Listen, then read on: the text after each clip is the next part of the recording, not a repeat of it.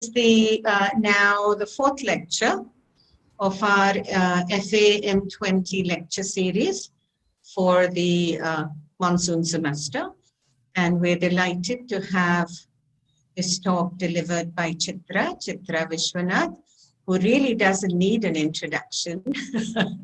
But Agrima Manglik, who is the president of our undergraduate student council, will now introduce Chitra. Thank you, Anjali. Thank you. Thank you, ma'am. Good morning, everyone. I welcome you all to the fourth lecture under the FA lecture series, where we will understand and discuss the work of Chitra Vishwanath. Chitra Vishwanath is an architect based in Bangalore who works on the themes related to ecology and architecture. Born in Banaras, she graduated from School of Architecture, CEPT, Ahmedabad, and lived across Nigeria, Ahmedabad, Goa, Delhi, and Kochi before she moved to Bangalore. In 1991, she started her own practice called Chitra Vishwanath Architects. In 2008, it merged with S. Vishwanath's NGO, Rainwater Club, to form Biome Environmental Solutions, focusing on ecological architecture and sensible water designs. Her approach in evolving architectural design has placed emphasis on indigenous natural resources in both an active and passive manner.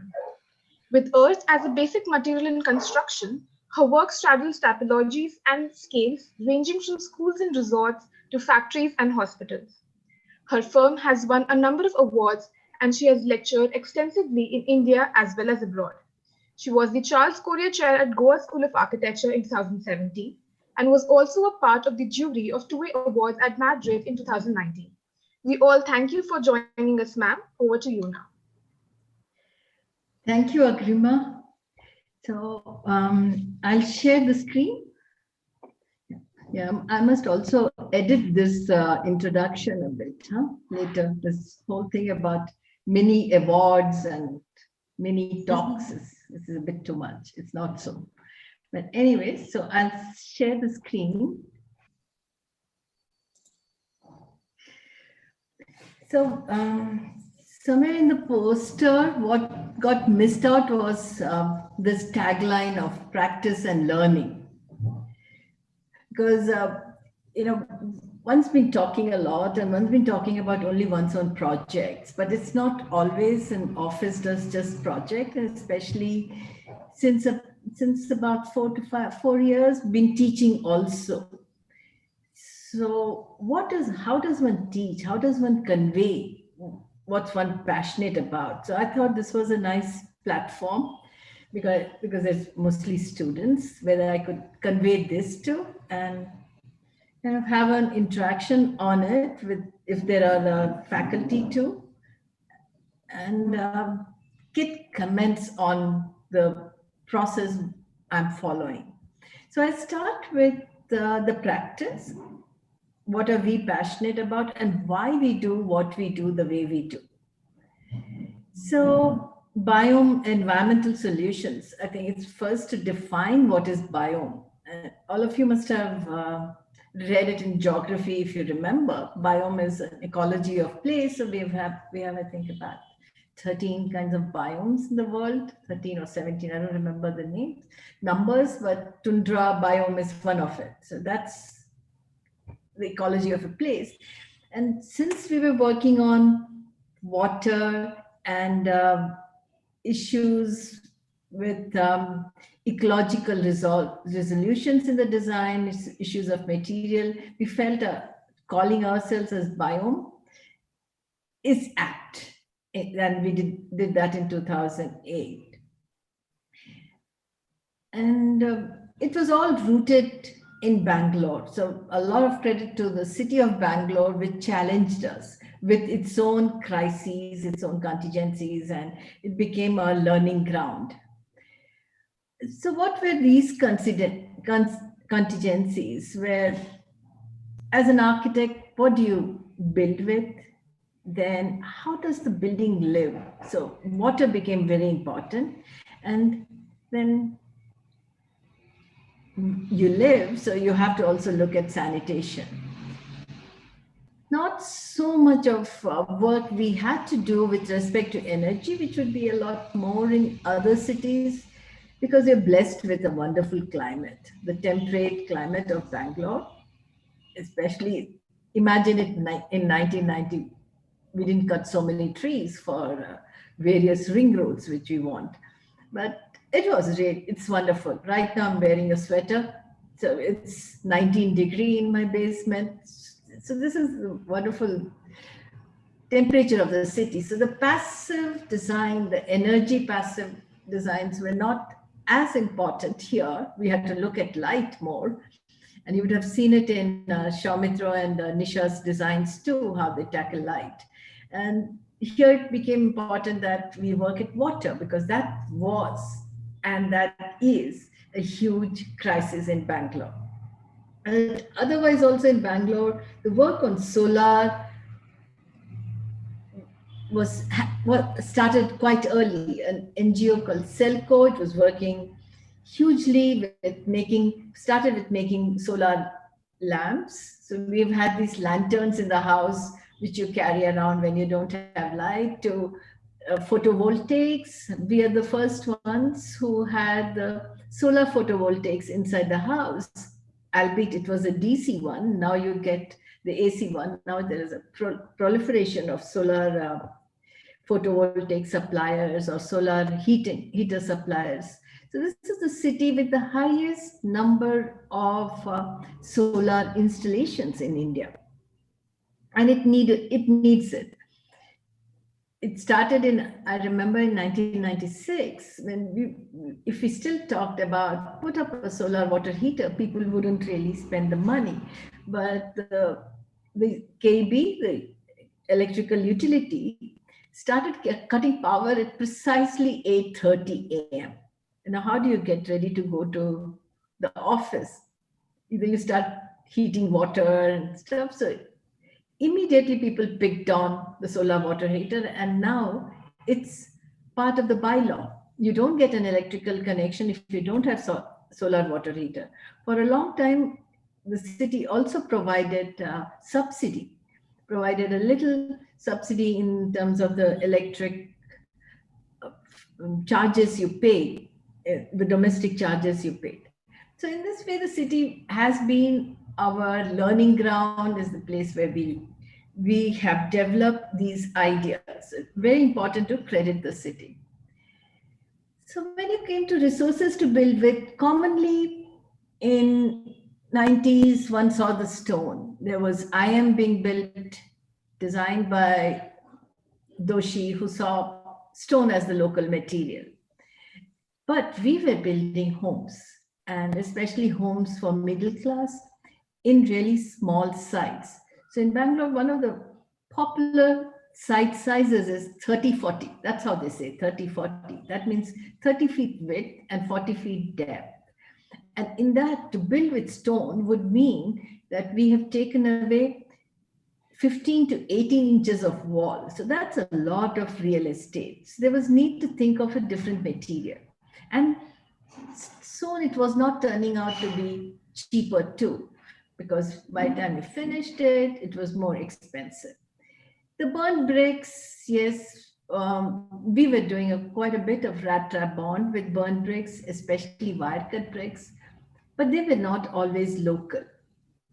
They would come from Mangalore or Kerala, again, highly expensive, high embodied energy in terms of making, as well as of bringing them, and not always of the best quality if we took within the city environment. So again, the burnt brick wasn't something which was a happy material to work with, because if you used bricks, you had to plaster paint.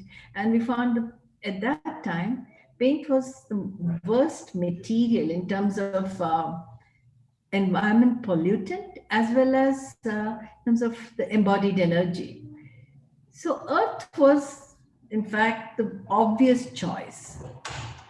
There was enormous, extremely good research was being done at Indian Institute of Science, its civil engineering department, and it's easy to walk in, learn from them what they were doing. Their sister concern called Astra, Alternative Science and Technology for Rural Areas.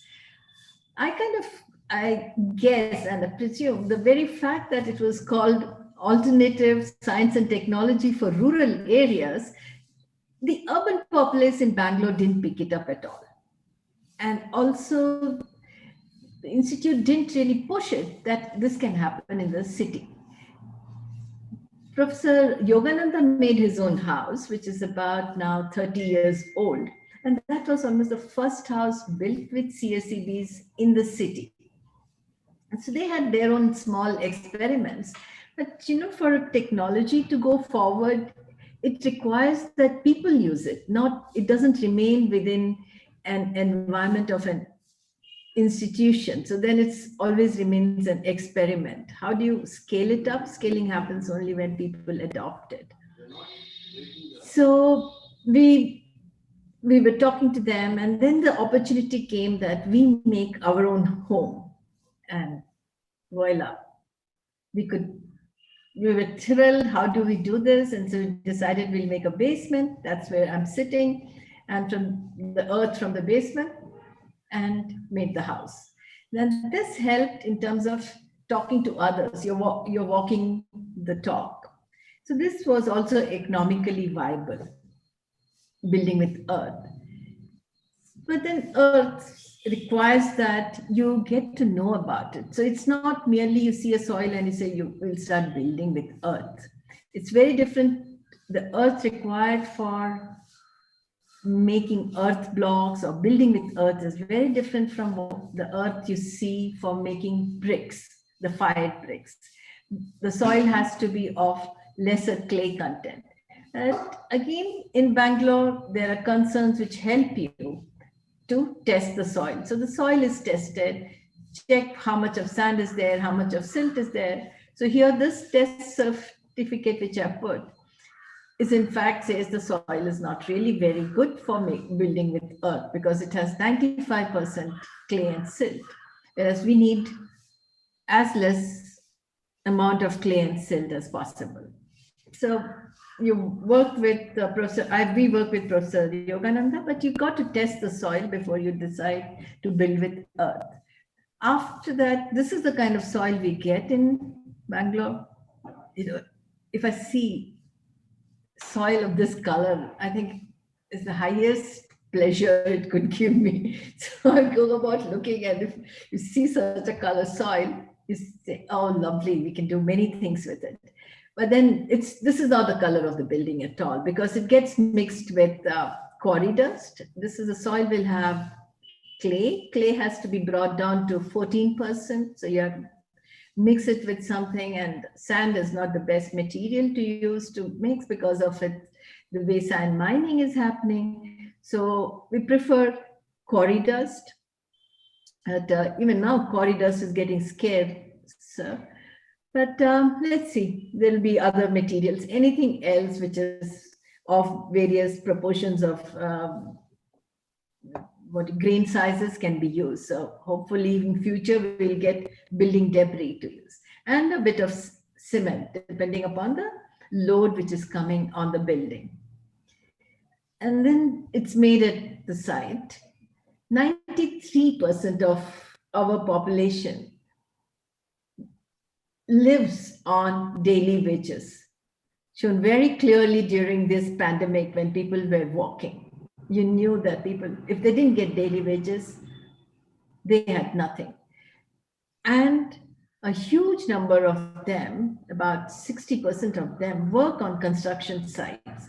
So how do you adopt technologies in construction, which also brings to focus the various other people in the society? So these mud block makers, in Bangalore, we call the compressed stabilized earth as mud blocks, stabilized mud blocks. And the mud block makers come as laborers who make, but they have this huge skill. They understand how to press the machine and what is the best block they remove. They know how to also check the various compression required and the various mixes required. And we have in past 25 years of building with earth have seen through so many teams who have upgraded themselves, whose children have now studied engineering and have got married in good places.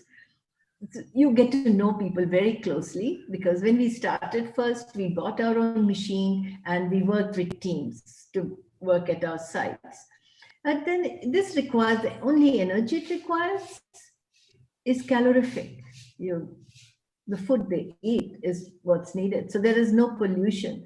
There is some sound of people, which is nice. Then it's, the blocks are made sun-baked. It will be covered and with very little water, and any kind of walls can be done. And there's just fun. You could have many things to do with an unit, just like in any brick, any unit you use. But all these blocks are randomly tested to know what is their compressive strength. Mostly, ideally, the test should be done after soaking the blocks for 2 days in water. So imagine there's 2 days of rain on your wall and the walls are wet. Can they still take load? So you can see here the wet compressive strength is 4.96 MPa. That is about 49 kgs per centimeter square. NBC asks for 35 kgs per centimeter square for load-bearing construction. So now you can see it's much more than that. So this building with earth is not just a fancy. It needs the backing of science for it to be validated, to be adopted. And it's again the lovely part of Bangalore that it has such possibilities for architects to use. So the different labs which will test your soil as well as test your blocks and validate it, and then you can use it. So when we started, we were in a position where it was not so easy to convince people to build with earth. Just near our house, in a large project which the government was doing, so Karnataka Housing Board was doing, and it was making the largest earth colony.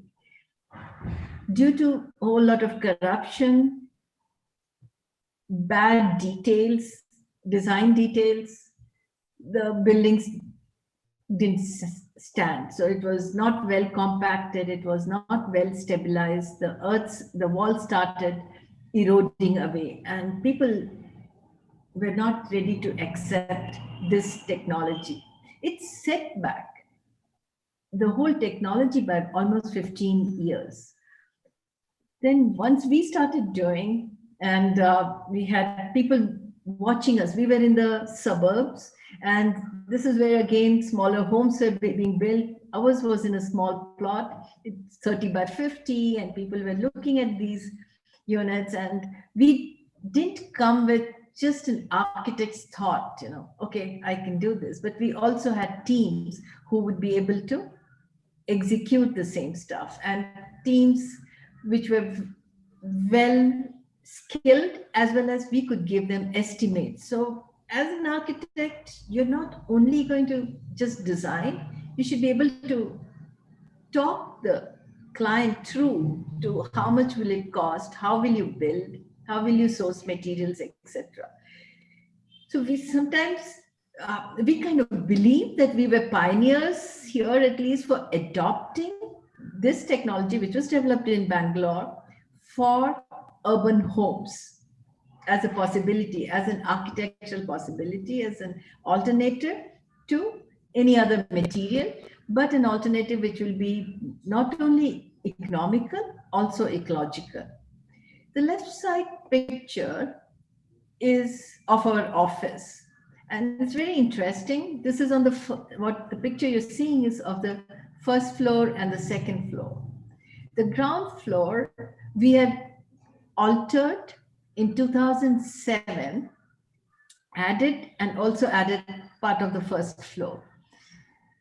When we were adding in the ground floor, we noticed that the father of our client had also made this building with earth blocks. Our client didn't know that his father had used earth blocks, but he was very keen that earth blocks be used in his house, and we were surprised. So the ground floor is about 21 years old, then our addition, and then the addition above, which we did in 2017. We added in first floor and added the second floor. So it's also not a material that it can't be added or no changes can happen. Because these are the questions one asks when one wants to use a different material. And then the spans. This is a classroom, 7-meter spans, and use arches. So it also lends itself to various spanning possibilities too. In fact, on the right, in the classroom, the white roof you're seeing are panels again made with earth blocks. These are precast panels. And you could create wonderful shapes, wonderful experiences within using this material. On the left is a resort in Kunur. And Kunur is wet and cold climate. It's so wet when it's cold that the mangrove tile roofs also end up weeping. So they will send water inside. So the usual way is there to put a false ceiling, and the false ceiling tends to get patchy and brown, and then you replace it, throw that material away.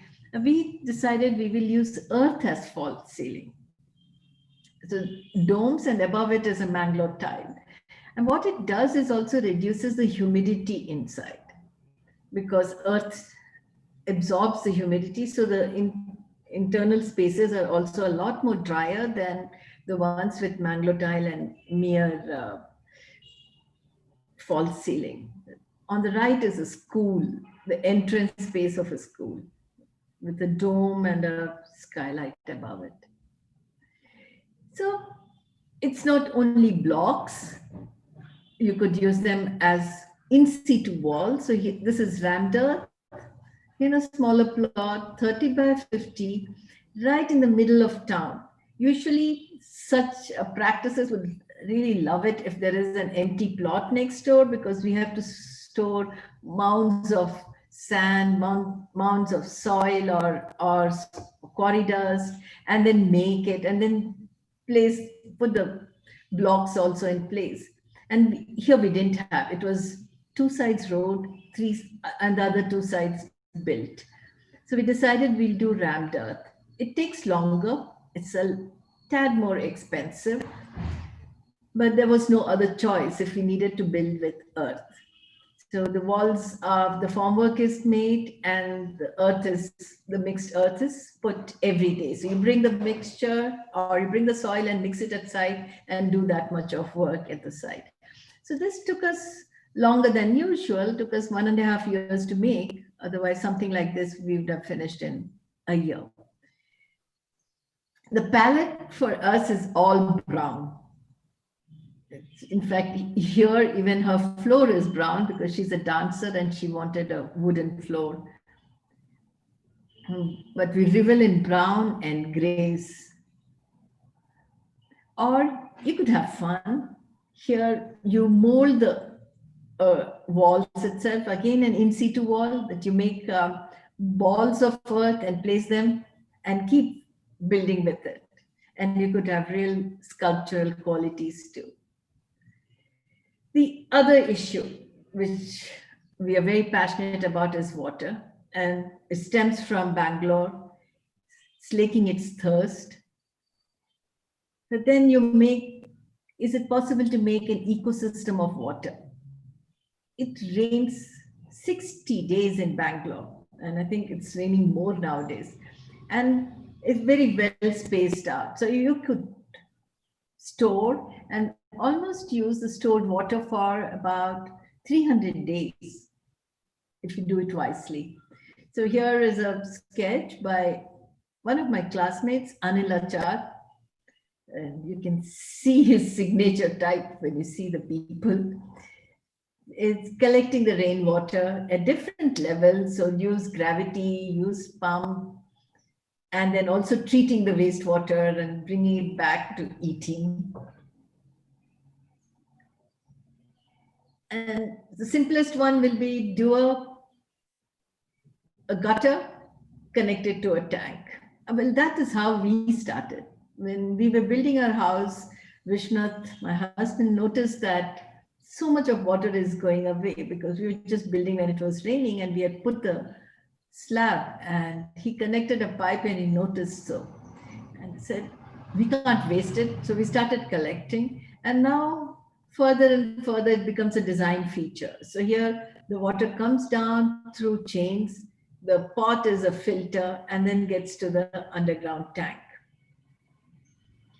But further working on this, we realized that it's not enough to only store water. There is a lot of water which we need to put it underground. So wells became another passion, something we need to design. And why? Why the wells? So our Biome Trust is spearheading a campaign called Million Wells for Bangalore. So Bangalore gets about 1,000 mm rain annually. And this is the area of the city. It's 1,200 square kilometers. That means we get about 3,000 million liters of water per day. And what we require is 1,500 million liters. Of it, a lot of it comes from, about 25 to 30% comes from Kaveri, but the rest is from our underground sources. So we extract 600 million from undergrounds. Our bore wells have gone to 1,200 feet deep. And the recharge rates are pretty good. So if this is the amount of rainfall per day, we can recharge up to 200 million liters per day. And this can be done by digging recharge wells. And recharge wells are very simple, just a meter dia and 7 meter deep. And you can recharge 5,000 liters a day. Our underground surface is also such that we can easily do. And we've done this in many places, in many projects. And in one of the projects, even the water table has gone up. But what it does is it also reduces urban flooding because of the roads we make. So these are just dramatic shots of making a well. So on the left is our engineer went inside a well to check the depth of it, if the person was saying the correct depth or not. But it's just beautiful soil, which takes in all this and also gives you water. And here at, this is at Lalbagh, series of wells have been done. So it increases the soil moisture. You don't have to now worry about how will the plants get water. And these are our step wells in Karnataka. Large, minimum of them were 10 meters dia, made by hand without any mortar, anything, because you have to let the water come through, and steps leading to them. These are beautiful structures. So the sanitation and the idea that how will the building live also talks about where is the food coming from? Is there a possibility that the humans are not waste generators, but they produce resources? Again, a caricature by Anil. So this is of a dry toilet where urine is used as fertilizer and excreta becomes manure. And this is put in place in our terrace. We do that. And so it goes further for a house for a scientist from Stockholm Environment Institute and chairman of Karnataka Pollution Control Board. The two were getting together and putting up a house called Eco House. And the whole idea was that the waste generator from the toilets gets totally converted into food within the building itself. So in fact, the design started more from the back rather than the front.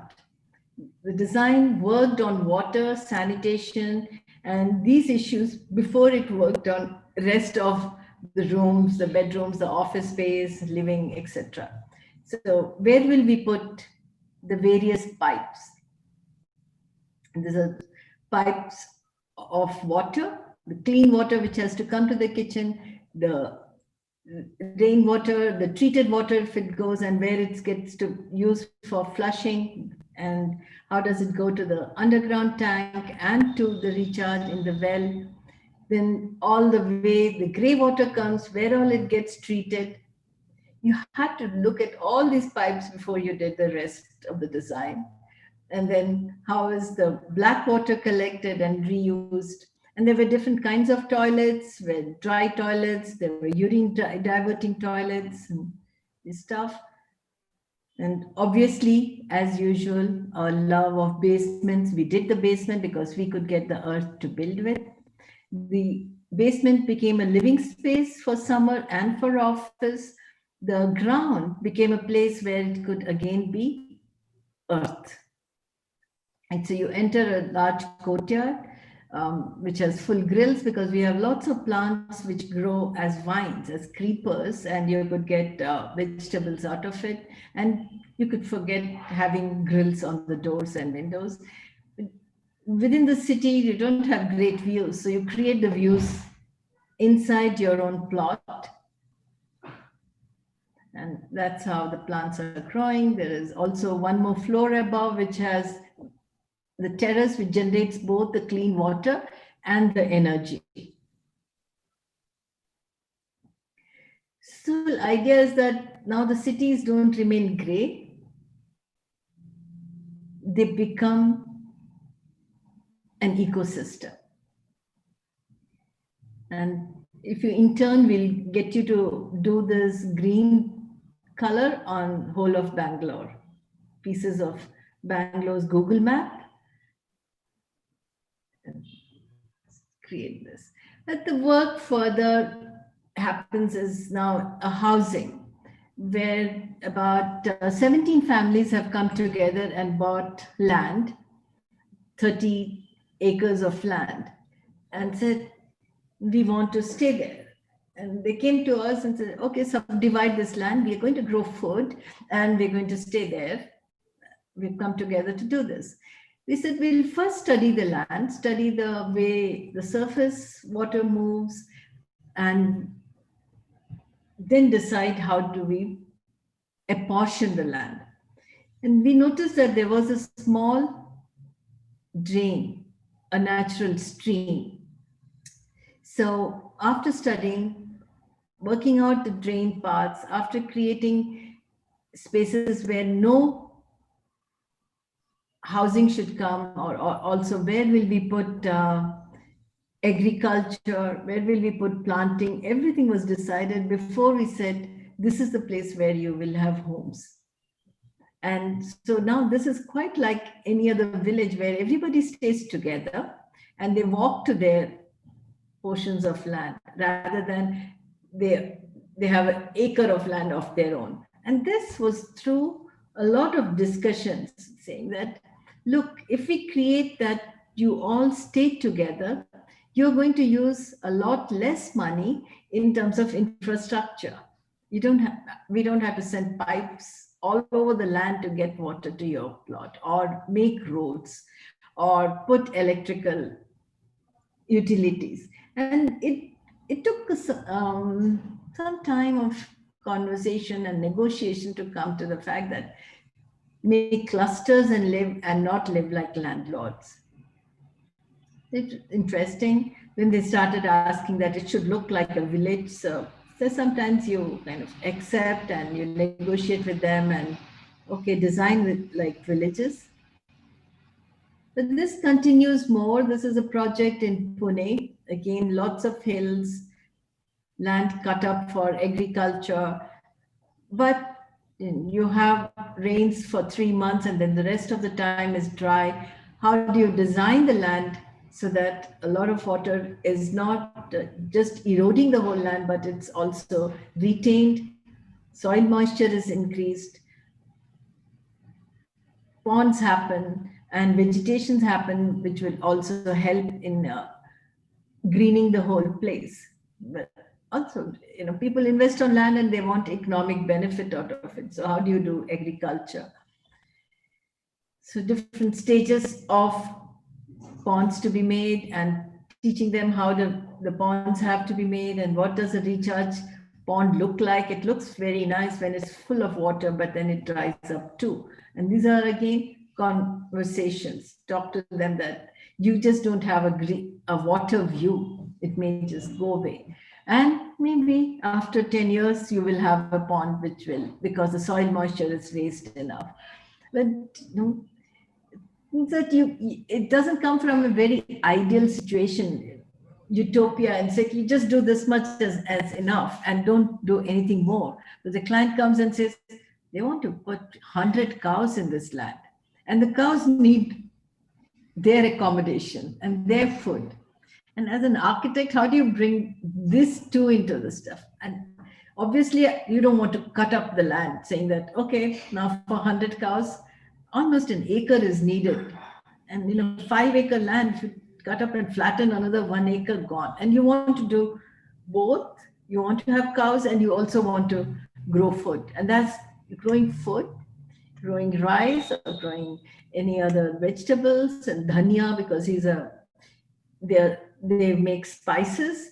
You need flat land, and you need land which has soil, and not the rest of it is gravelly and rocks. So how do you negotiate?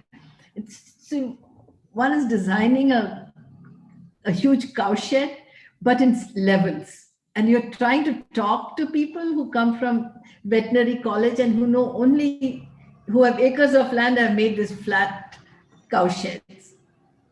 But it's happening.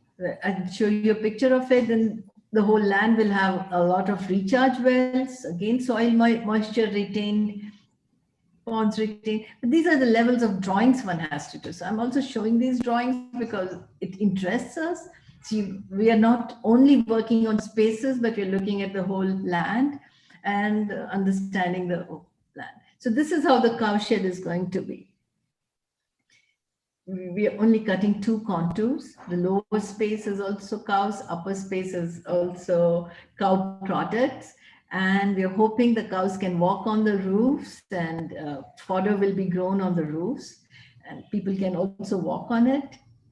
And the inserts then doesn't look bad to the eye. And this is near the water. And it's been quite a tough task for them to agree that the whole cow shed is in almost 2 levels, and there are places for people to stay to and storages to, and the roof will be green. So we are at it. Let's hope it happens. Then in a dry, arid area in Bellary to do a school, well, you couldn't really do anything like one does in Bangalore. And this is in the steel city. There's a lot of dust, and it's very hot. It can go up to 40, 45 degrees.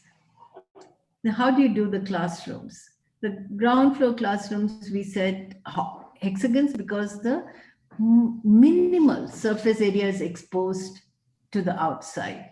They all open into courtyards and passages inside, and just one part of the hexagon is seen outside. And it was amenable with the kind of classes also, because younger children, you don't have to always put them in line, and the variety of teaching could happen. So upper level, they become orthogonal, rectangular classrooms.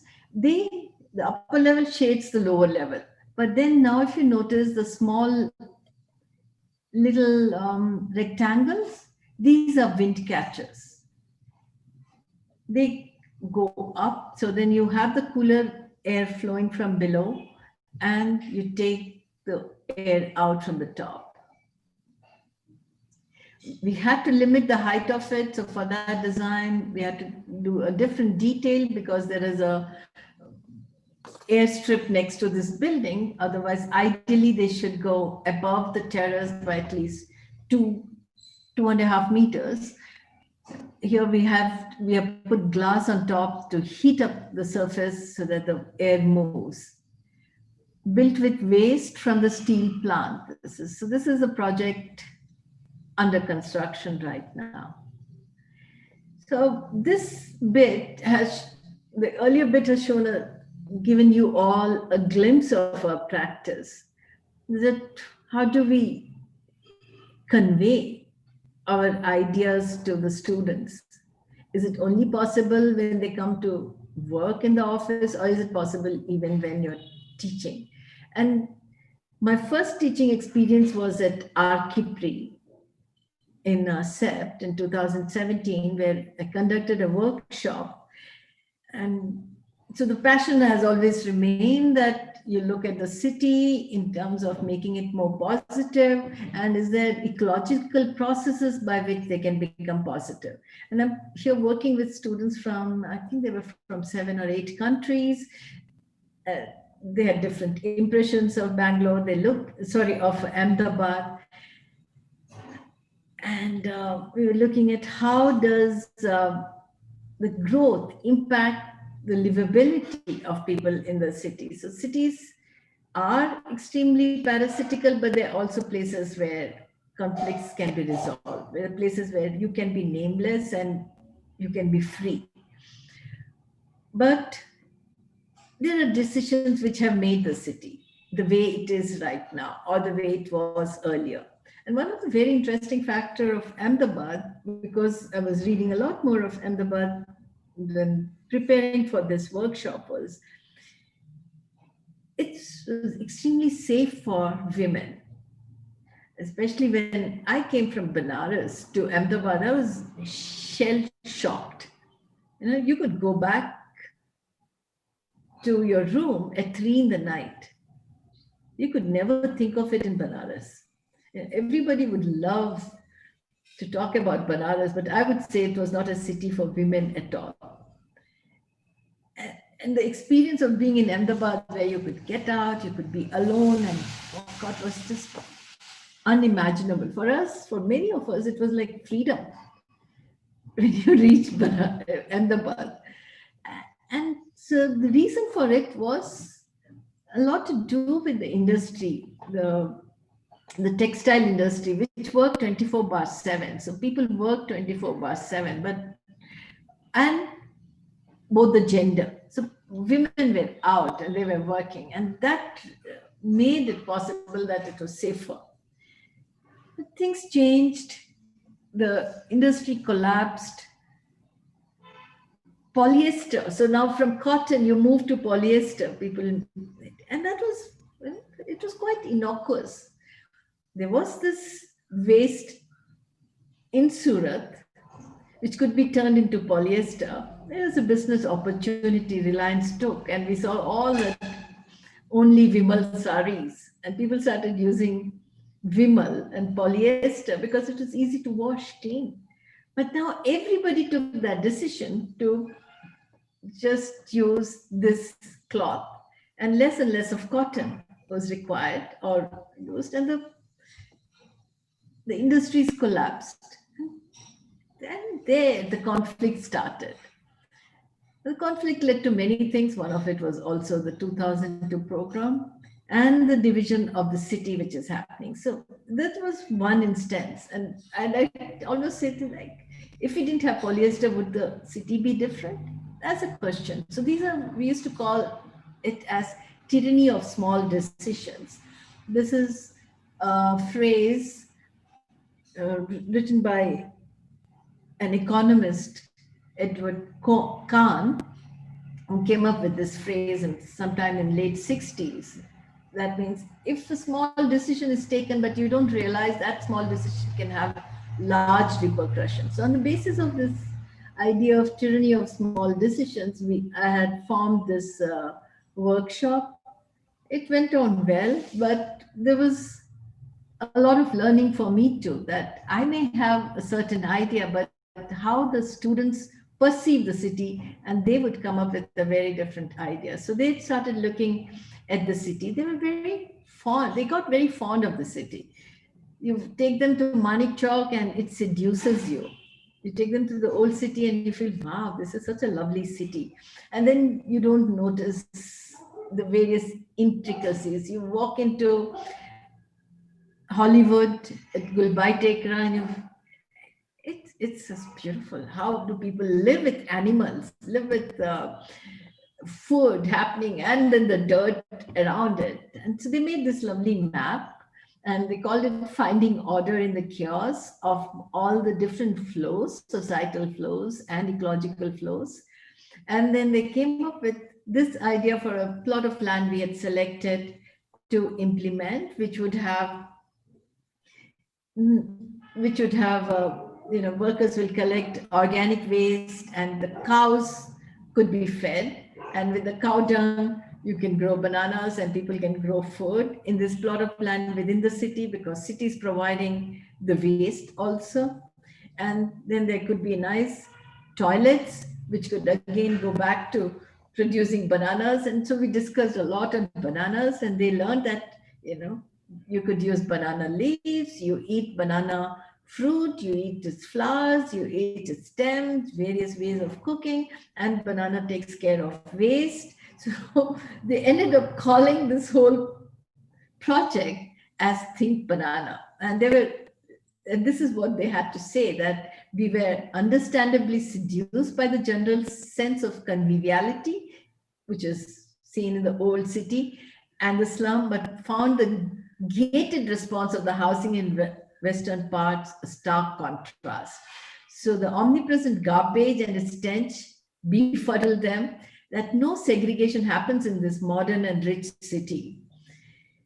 And to the awareness of the thankless role the low-income communities and animals play in recycling, they decided that the plot of land will be used as a place for resource. And the city positive group was asked to think in terms of a banana. So in 2018, I was asked by Ace Edge to take, these were online too, classes where I could talk about teaching them ecological ideas to students. So students from all over India would take up this course, which was about 6 weeks long. And the idea given to me was that ask them to design a house. So I had this experience from Goa College where I was working on housing with students. I found this very difficult now at this stage for many students to know what a house is like. Probably some architects would know about a house, but most students are seeing an apartment. Even in Goa, when you give a house design, it comes out like squares of living, dining, kitchen, bedroom. And that's something. So I said, no, I don't want them to design a house, but let them design a park. And look at their neighborhood, find a place where they could think of a park. So the question evolved like, but then how will you talk to them about ecology? There is a huge possibility of talking about ecology, even in designing a park. So there were students from different parts of India, from Calcutta, Bhubaneswar, Pune, and Bangalore too. So I'm taking 2 examples. So this is a student from Pune, and she saw a nala and a small stream. And between that, she said this will be the public realm she would design. So what it gave was, when they're working on this, they're learning about how will they treat the waste, because there's this nala filled with wastewater coming. So they learn about various ways of ecological treatment. Is there a possibility of making a park where there is food? And then you still have good, interesting places for people to do yoga and meditation and also to play.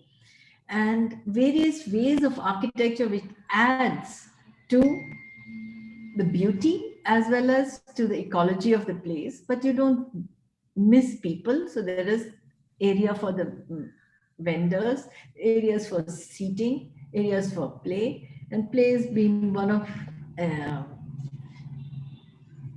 issues I'm passionate about. So I always talk to people on play, and it comes in most of the designs. And you learn about various ways of working with water. So there were layers which Fatima had put. I'm just picking up two, and this is about the various plants. So you learn about the various trees, which are the different plants which can treat water, what will their edges be like, how will they look, where should I put it.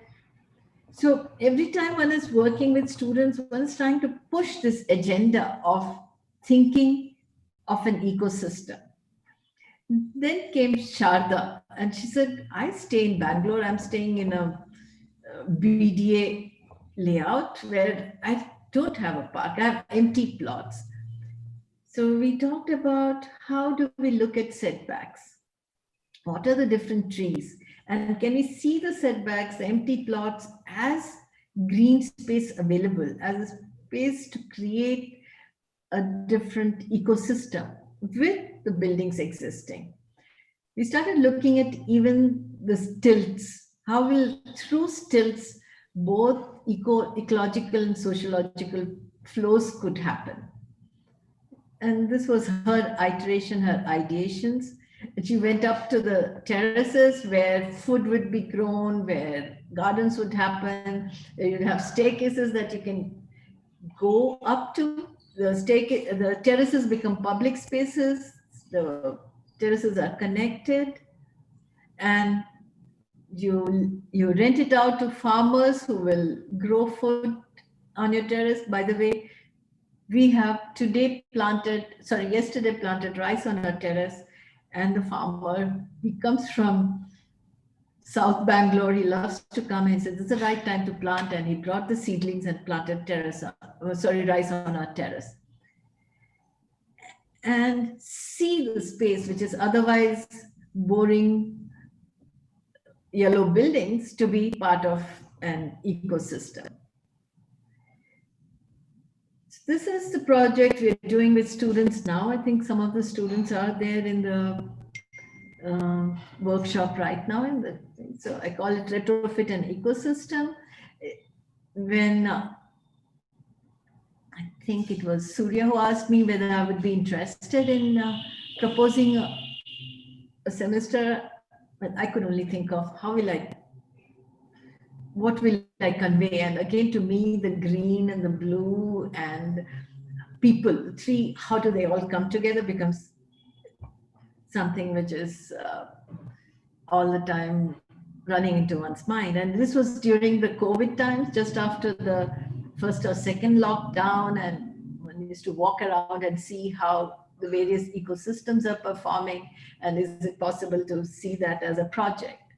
So now the students engaged with various experts who came, whether it's for the biodiversity or water, climate change, etc. Listen to various podcasts, and a lot to do with Richard Sennett. And we were very lucky to have had the Z-Axis seminar. The whole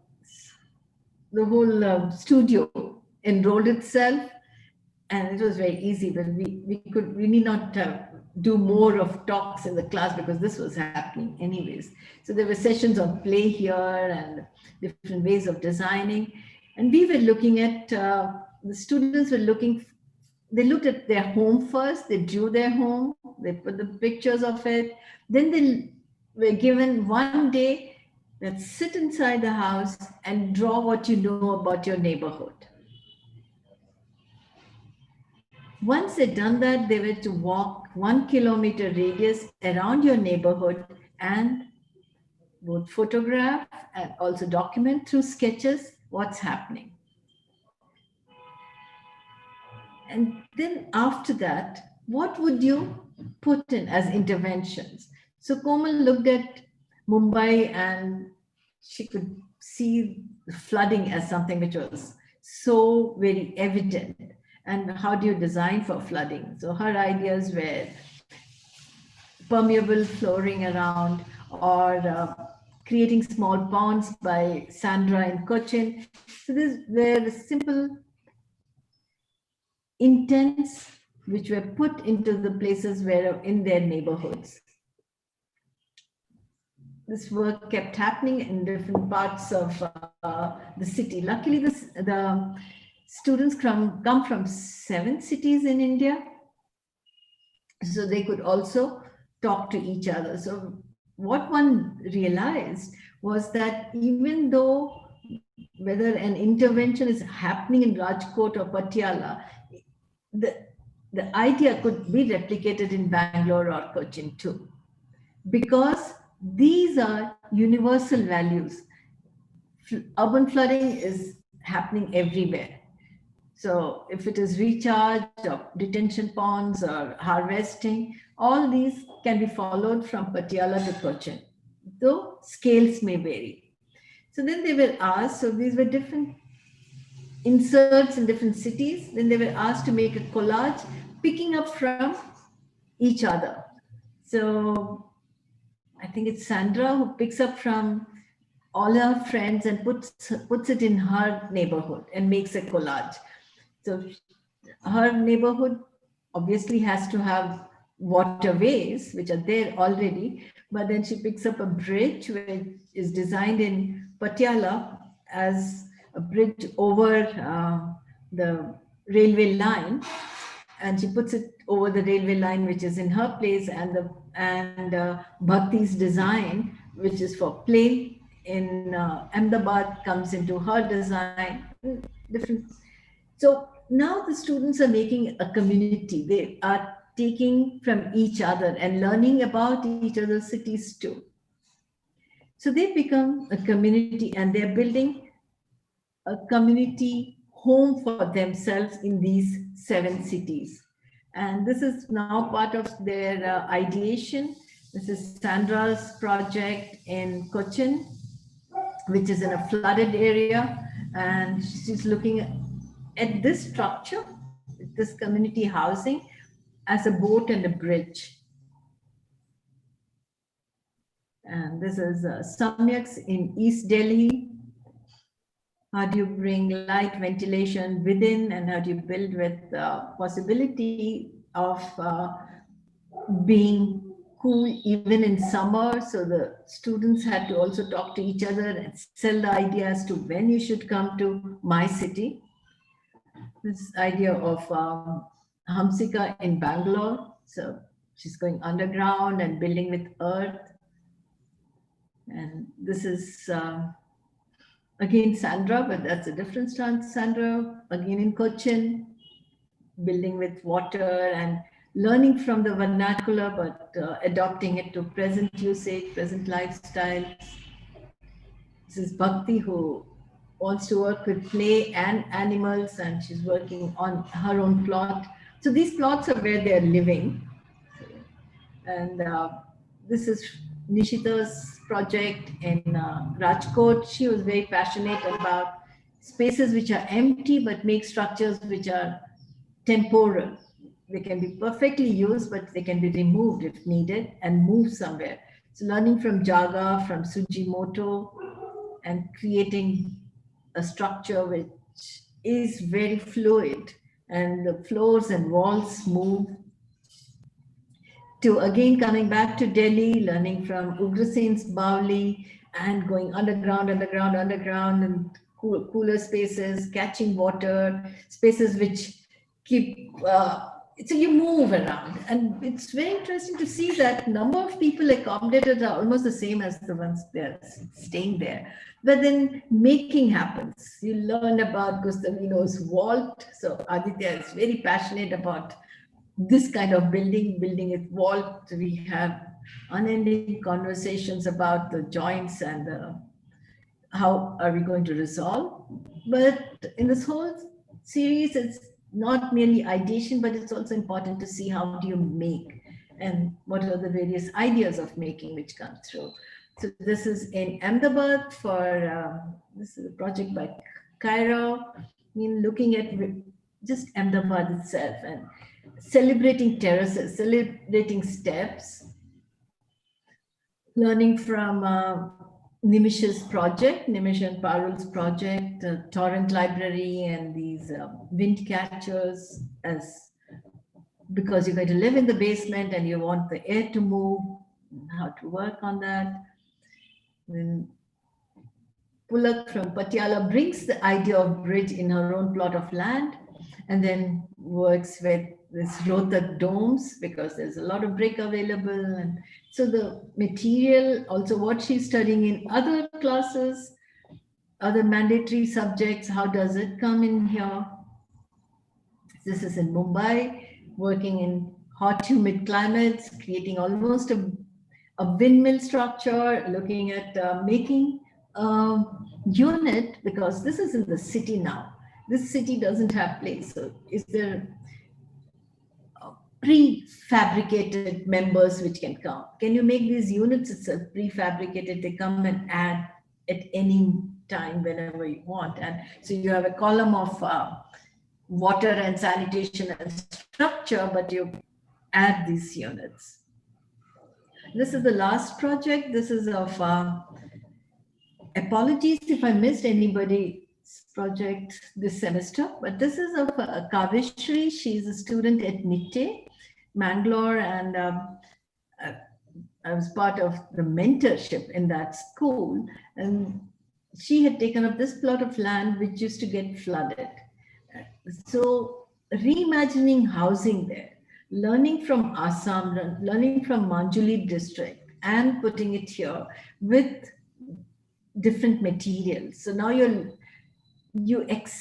make the housing to be resilient of climate change. You accept that flooding is part of your living, but you want to live in the same place. You want to live with all your trees and all your water. But do you look at a different typology of building? So these are buildings on stilts.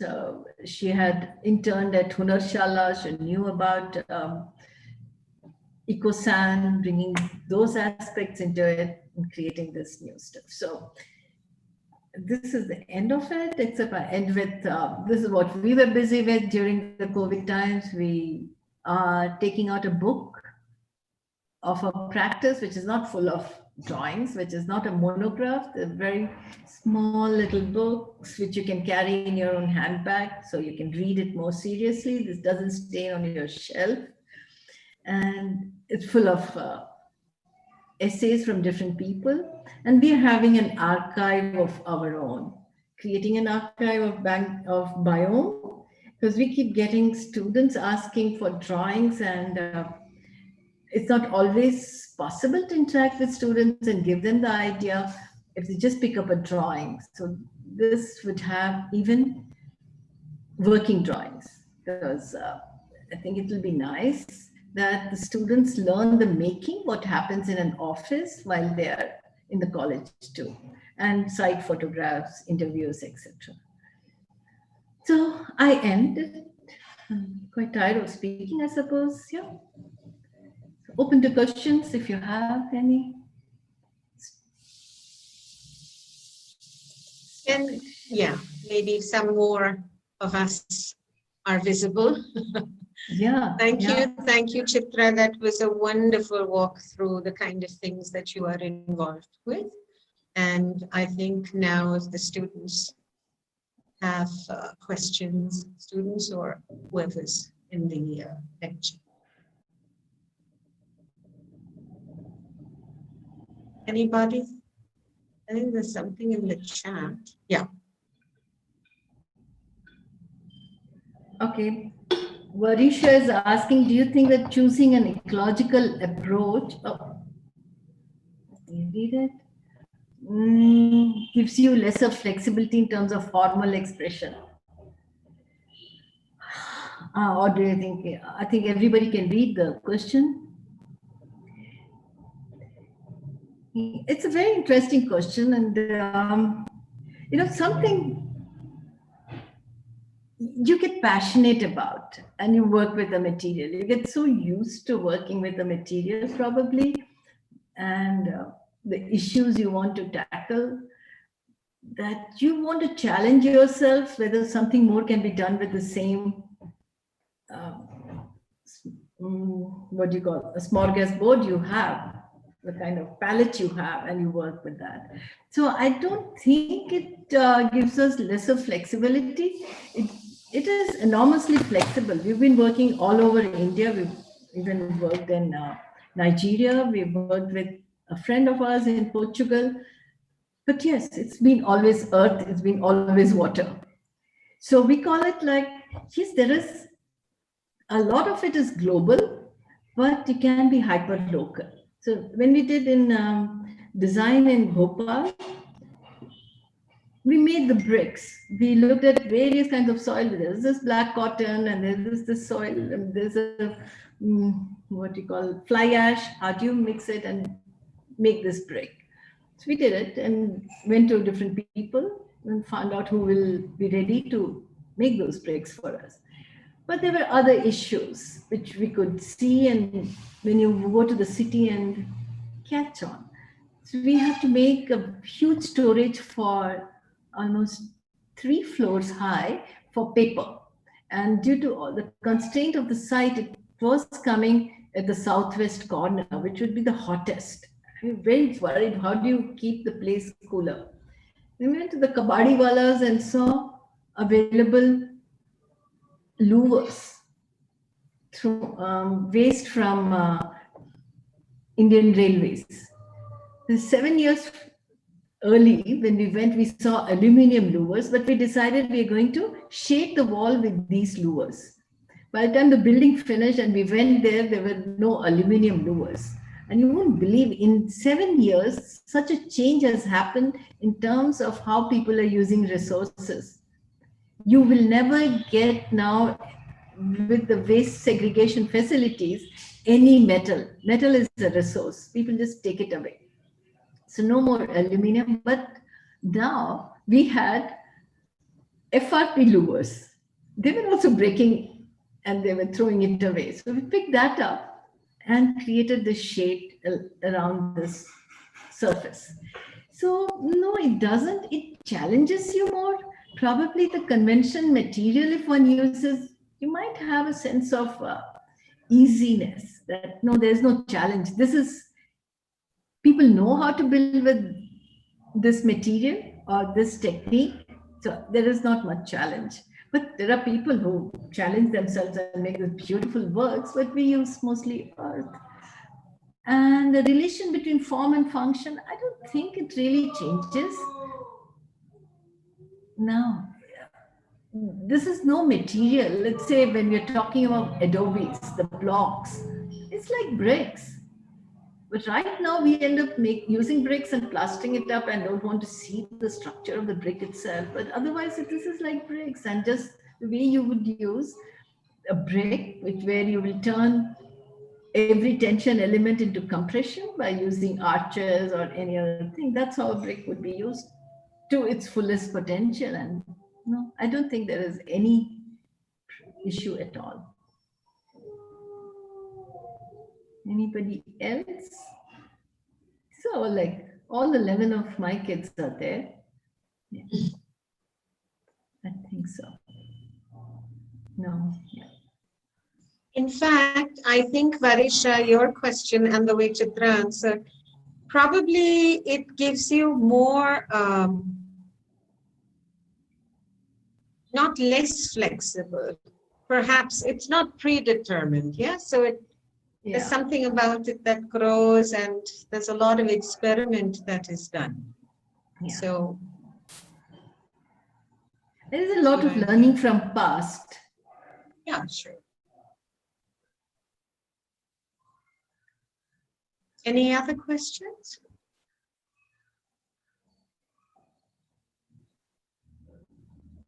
So it's since some of them are studying with you, are in your studio. They've already asked. Yeah, and I showed their works. So for me, it's been this, I think, more than showing my own projects, which anyways one has done so many times, and you could see them in many other YouTubes. So I thought it would be nicer to show what I'm trying with teaching. And I think the students do pick up phenomenally, and it's really very interesting, Anjali, with the students to work and get them to think. Yeah, I don't know what are their comments. I don't think any of them would say anything till now, till I finish giving them marks, I suppose. No?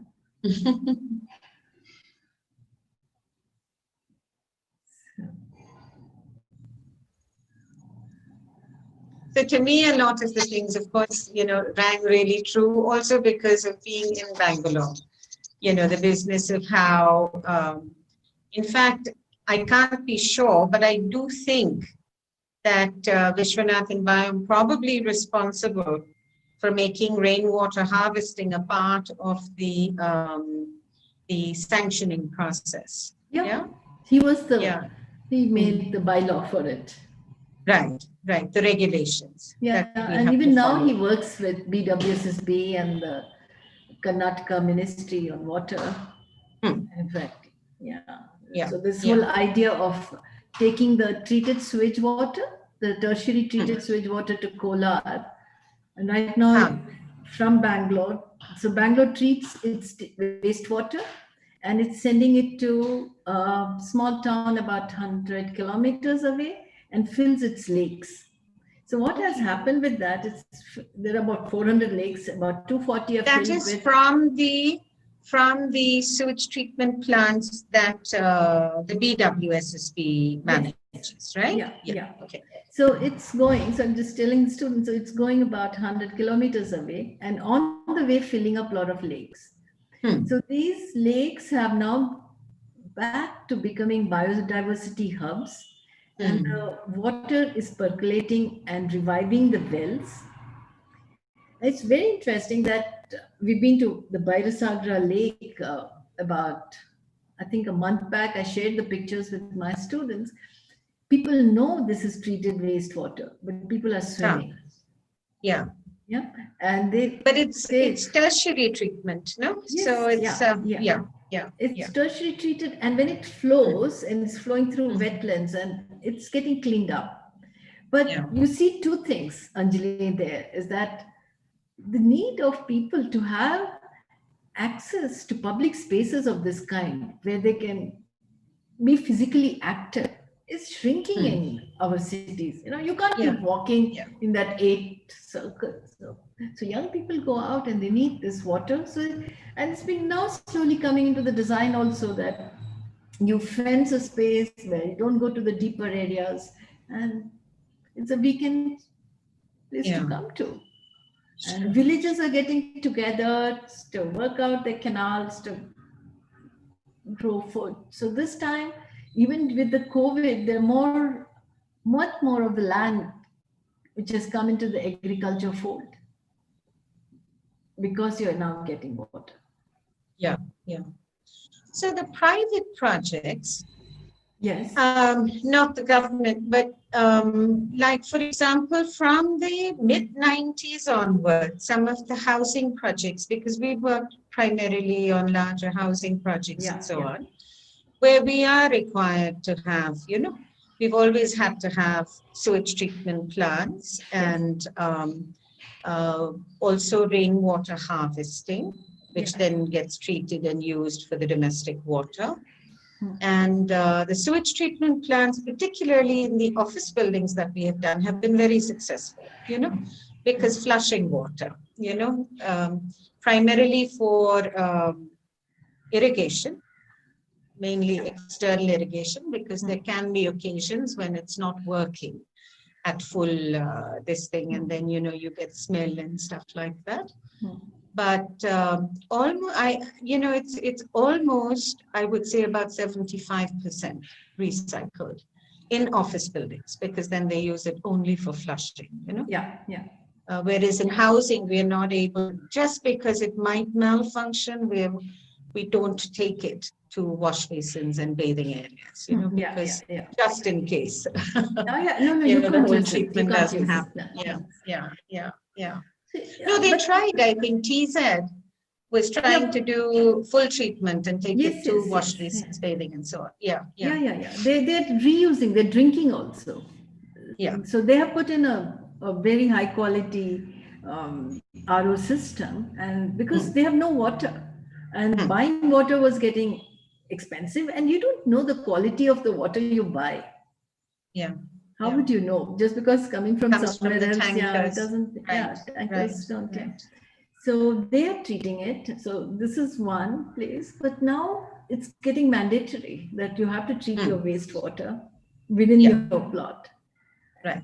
But no, there is, it's very interesting is also the connect between the hinterland and the city. And the city has to talk to the hinterland. So because cities water, especially with the domestic sewage, that it's full of nutrients. It can go out and become great fertilizer. So then it becomes also responsibility of the citizens. What are they consuming? If they consume less and less of inorganic materials and they keep their wastewater full of organic materials, it's great food that which they're going to get back. Yeah. Yeah, it's the whole cycle. Yeah. Yeah, the whole cycle. And There are some, yeah, there's some other questions. questions. Yeah. Yeah, so Yogan, the best soil you get for construction is not at all the topsoil, because the topsoil has so much of organic material. So this organic material is not good for building, and you never take that soil. So take your 300 soil, remove it, keep it, store it. Take the soil from below 300 and build with it. And take that 300 soil which you have saved and put it on top of your terrace and grow food.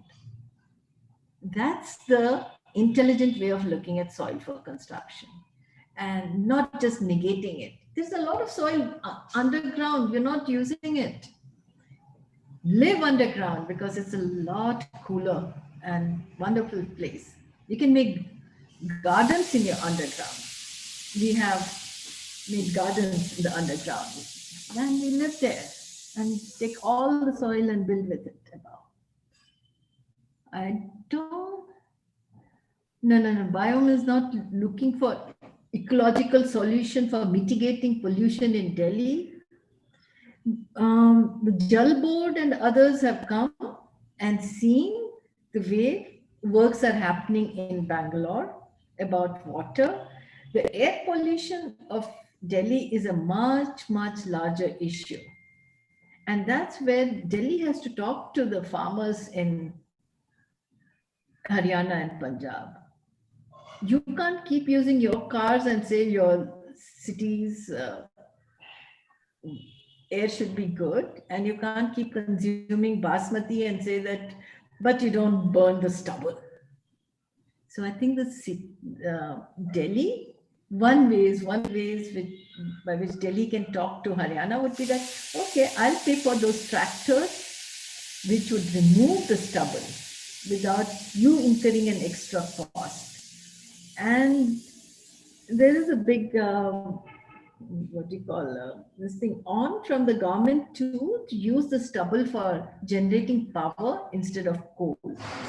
So I think everybody has to come together and talk.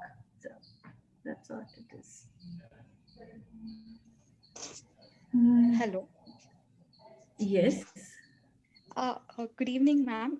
This is Sai Kamla. So I had two questions, ma'am.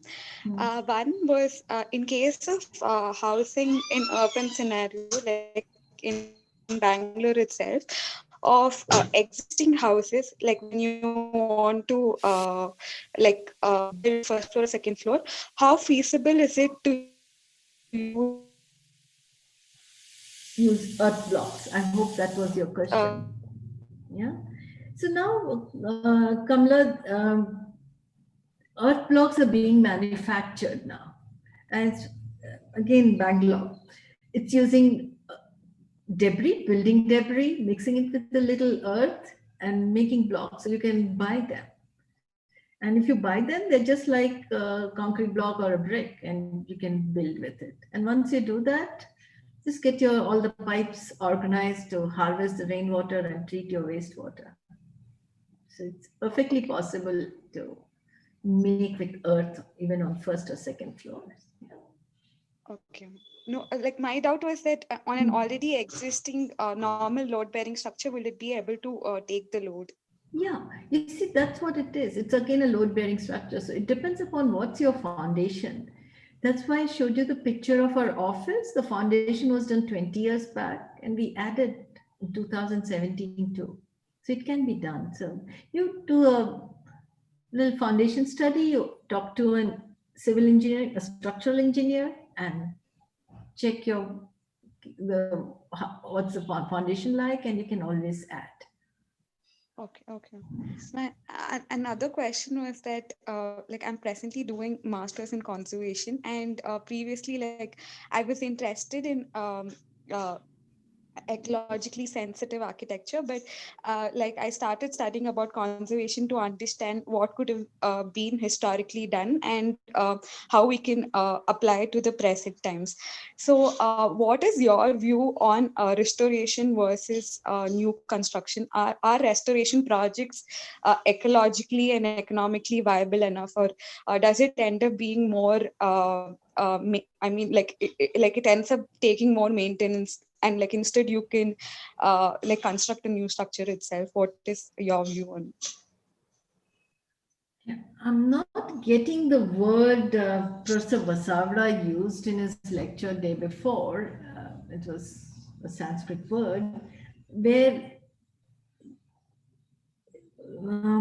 we in India looked at that any construction. He used the phrase "jirno uddar," "jirnodar." That's what is needed in all our buildings. No? You have to keep maintaining. It's because they were not maintained that it has gone into this conservation and restoration phase.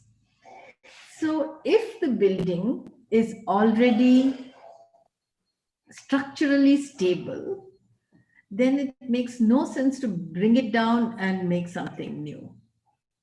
So that's just natural, and you could continue using it because the embodied energy is already there and used up. And still many of the construction needed for us ideally is being ground plus one, and the older structures are just that. So they can continue, I think it's needed. But sometimes even in the old, the new way of living is something which you have to be, in paraphrasing Professor Vasavra, will be that with empathy, accommodate. And that will be the conservation you have to look forward to in future. And I think you should just hear this talk by Professor Vasavra, which was done by the school in Anand, APIED. So it should be there. It should be coming onto the YouTube. You could see that and hear it and probably ask him more questions. Yes, ma'am. Thank you, ma'am.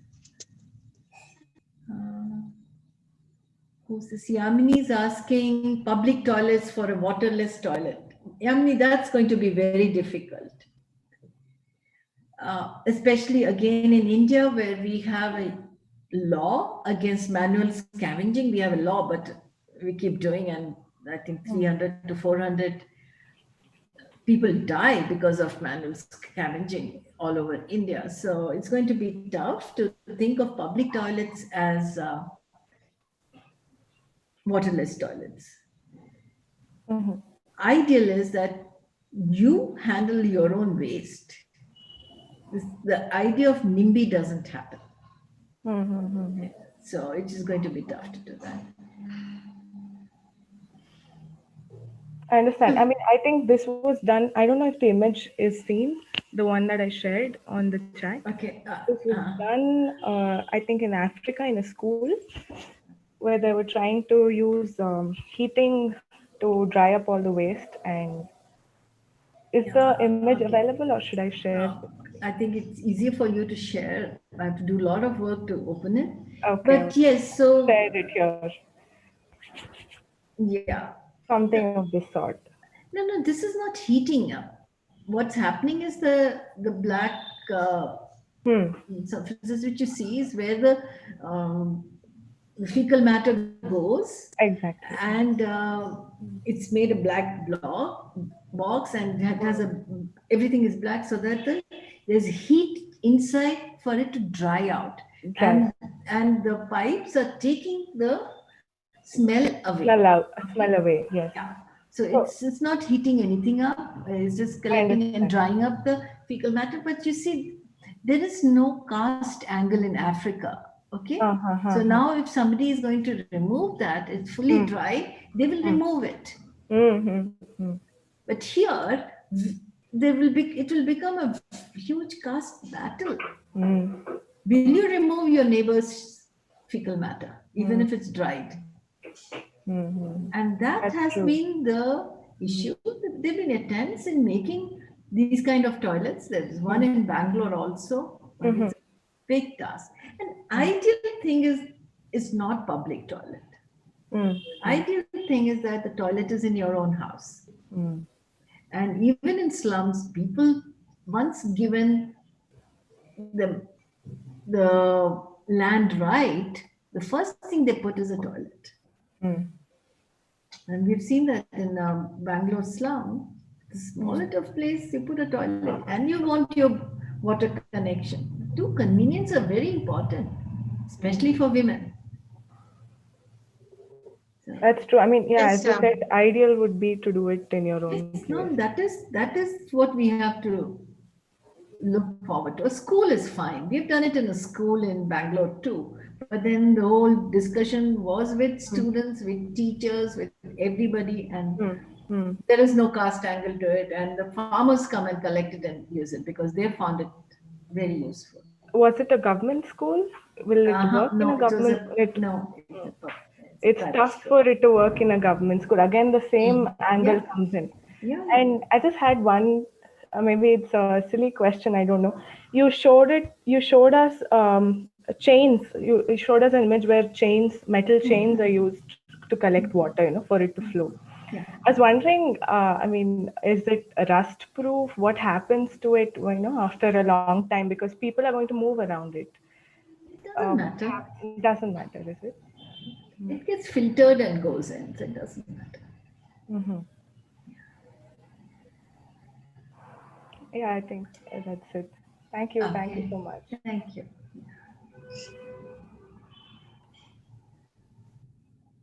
Are there any more questions? Not that no, it just says sorry for the typo. Okay. Yeah. So it's nice. Maybe we won't take more of your time. Thank you. Thank you. Yeah, for this. thank you so much. It was very interesting. Lots of issues. Yeah, lots of issues to talk about. Yeah. And thank you, Anjali. Thank you for so this, much, Chitra. platform. Yeah. Okay, bye-bye. And we hope to see you here again. Yeah. Okay. Okay. Yeah. All right. Bye-bye. Thank you. Thank you, ma'am. Bye.